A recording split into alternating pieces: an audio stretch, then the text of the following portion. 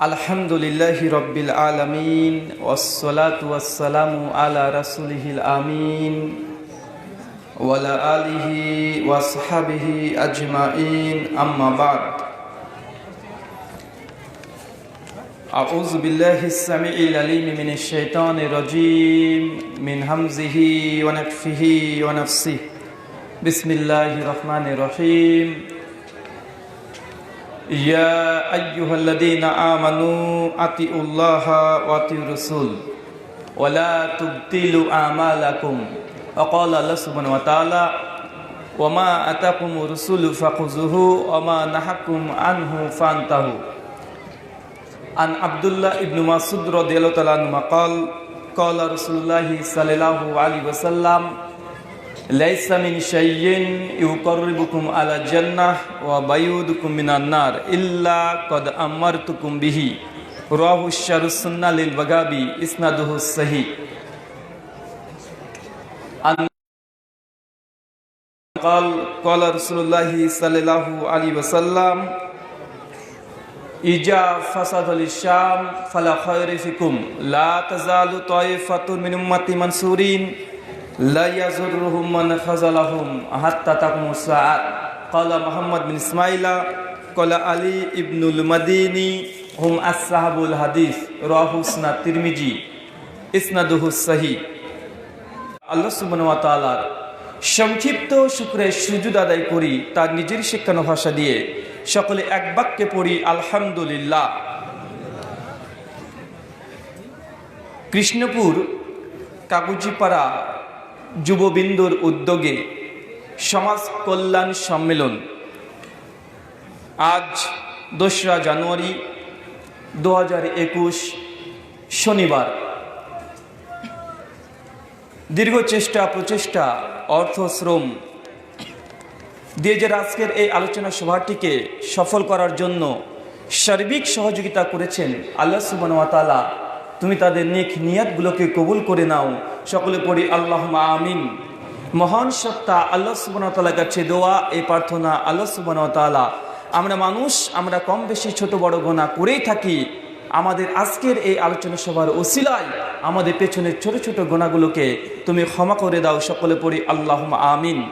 মহান সত্তা আল্লাহ সুবহানাহু ওয়া তাআলার কাছে দোয়া এই প্রার্থনা, আল্লাহ সুবহানাহু ওয়া তাআলা আমরা মুসলিম গোটা বিশ্ব জগতে আজকে নির্যাতিত, নিষ্পেষিত, লাঞ্ছিত, বঞ্চিত, পদদলিত, আল্লাহ সুবহানাহু ওয়া তাআলা আজকের এই আলোচনা সভার ওসিলায় তুমি মুসলিম উম্মাহকে একটা ঐক্যের প্ল্যাটফর্মে আসার তৌফিক দান করো। সকলে পড়ি আল্লাহুম্মা আমিন। যাই হোক, আজকে মাগরিবের পর থেকেই বিভিন্ন আলোচক তারা পবিত্র কোরআন এবং সেই সুন্নাহর আলোকেই গুরুত্বপূর্ণ আলোচনা পেশ করেছে। আপনাদের সামনে আমি এসেছি কয়েকটা কথা, কিছু আলোচনা কোরআন সুন্নাহর আলোকে বর্তমান প্রেক্ষাপটকে সামনে রেখে শেয়ার করার জন্য। তো তার আগে দুটো কথা বলবো। দুটো কথা, প্রথম, যে স্টেজে শেখ আনারুল হক ফাইজি সাহেব আছে সেখানে আমাকে প্রধান এই শব্দটা লেখা চরম আপত্তিকর। চরম আপত্তিকর এই জন্য যে গোটা পশ্চিম বাংলার মধ্যে আমি মনে করি তিনি কয়েকজনের মধ্যে কয়েকজনই আছেন। কথা বুঝতে পারছেন ভাই? তাই যতই কাছের আলেম হোক, মনে রাখবেন যে আলেম, যে শেখ, যার যোগ্যতা আছে তাকে কোনোভাবেই এই শুধুমাত্র বক্তা আর আলেমের মধ্যে পার্থক্য আছে না নেই? কথা বলেন। দেখুন, অনেক বক্তা আছে, বক্তা এবং আলেমের মধ্যে কিন্তু মারাত্মক পার্থক্য আছে। বক্তারা পারে শ্রোতাদেরকে ধরে রাখতে, কিন্তু আলেম যিনি একজন বিশেষজ্ঞ, তার কথাতে মানুষের মন না গললেও মানুষের অন্তর, যাদের ইমানি জজবা আছে তাদের অন্তর গলে। কথা বুঝতে পারছেন? তাই এটা চরম আপত্তিকর। আমি আশা রাখবো আমার আজকের এই আলোচনা যারা শুনছেন, পরবর্তী সময়তে যারা আমার আলোচনা আপনারা পরবর্তী সময় যদি এমন করতে চান, তো সেক্ষেত্রে শেখ মাশায়েখ যারা আছে তাদেরকে প্রধান এই শব্দটা লাগাবেন, আমাকে দেবেন না। এটা আমার অনুরোধ। আর কে প্রথমে উঠবে বা কে শেষে উঠবে এটা আমরা পরবর্তী সময়তে মিউচুয়াল করে নেওয়া যায়। ভাই, যায় কি যায় না? শেখদের নাম প্রথমে রাখবেন, তারপরে কে প্রথমে উঠবে, আমি উঠবো না শেখ উঠবে, এগুলো একটা আলাদা বিষয়। এগুলো আমরা নিজেরা সিদ্ধান্ত করে নেব, আগে বা পরে ওঠা এটা গুরুত্বপূর্ণ নয়। তবে এই নাম দেওয়াটা এটা একটা গুরুত্বপূর্ণ বিষয়। আল্লাহ সুবহানাহু ওয়া তাআলা আমাদের ভুল ত্রুটি তুমি ক্ষমা করে দাও। সকলে পড়ি আল্লাহুম্মা আমিন। 2 নম্বর বিষয় যে আমার নামের পূর্বে মাওলানা লাগিয়েছেন, এটা আমার দৃষ্টিকোণ থেকে আপত্তিকর, এটা লাগাবেন না। কেননা আমার ডিগ্রি নেই, আর যে ডিগ্রি নেই, যে ডাক্তার না, তাকে ডাক্তার উপাধি দেওয়া এটা খারাপ না ভাই? অবশ্যই। জি, যাই হোক, আজকে যে বিষয়ে আলোচনা করার জন্য আমাদের শাইখ তিনি বলেছেন যে প্রকৃত ধর্ম বনাম প্রচলিত ধর্ম তথা প্রচলিত ধর্ম বনাম প্রকৃত ধর্ম।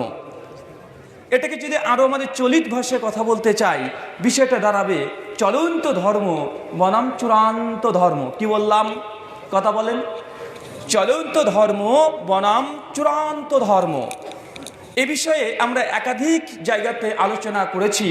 বিস্তারিত জানার জন্য ইউটিউব ফলো করবেন, বাংলা লিখবেন ব্রাদার রাহুল হোসেন, চলন্ত ধর্ম বনাম চূড়ান্ত ধর্ম। দেখবেন বেশ কয়েক ঘন্টা যাবৎ আমাদের আলোচনা প্রশ্নোত্তর সহ আছে, ওখান থেকে বিস্তারিত শোনার আপনাদেরকে আমরা অনুরোধ জানাচ্ছি। তারপরেও আজকে গুটি কয়েক কথা আপনাদের সামনে শেয়ার করব। চলন্ত ধর্ম বনাম চূড়ান্ত ধর্ম। চলন্ত ধর্ম বলতে আমরা কোনটা বুঝি? আমরা যেটাকে চলন্ত ধর্ম বলতে চাইছি, এই ধর্মটা হচ্ছে মানুষ যেটা করে চলেছে, যেটা আমরা দেখতে পাচ্ছি যে মানুষ একটা ধর্ম পালন করছে, এটাকে বলছি চলন্ত ধর্ম।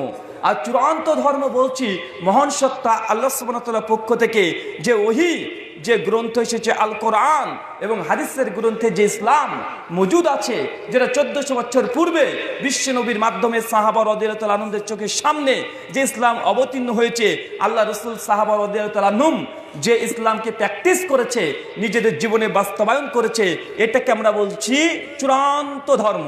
কি বললাম? কথা বলেন। চলন্ত ধর্ম কোনটা? যেটা আমরা মানুষকে দেখছি আমল করতে ইসলামের নামে। যেমন শেখ আনারুল হক ফাইজি হাফেজাহুল্লাহ তিনি আলোচনার শেষের দিকে বললেন যে অনেক মুসলিমদেরকে দেখা যায় তারা জিহাদের নামে বোমাবাজি করে। তো এই বোমাবাজি, জঙ্গি, সন্ত্রাসী, এটা হচ্ছে চলন্ত। আর চূড়ান্ত এটা জিহাদ, এটা পবিত্র একটি বিষয়। এটা অবশ্যই মানুষ যখন কোনো দেশের বিরুদ্ধে যখন জিহাদ করছে, তার অর্থ এটা নয় যে এর মানে যে সে জঙ্গিপনামো করছে বা সন্ত্রাসী করছে।